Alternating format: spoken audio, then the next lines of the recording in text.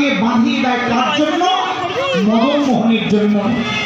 আর সেই ত্রিপুর দাস তার গায়ে মলিন বসন ঠান্ডায় ঠক ঠক ঠক ঠক ঠক ঠক করে কাঁপে।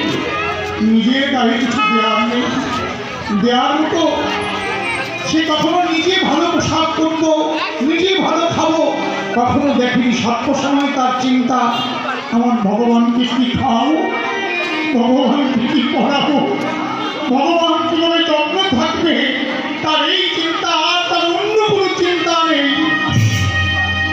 প্রত্যেক বৎসর মদন মোহনের জন্য সোনা দিয়ে বাঁধানো শাল পূজারীকে দিতে। আর ঠিক যখন শীতকাল আসত, শীতকালের প্রারম্ভে ওই মদন মোহনের গায়ে ভক্ত ত্রিপুর দাসের শাল জড়িয়ে দিতেন পূজারী।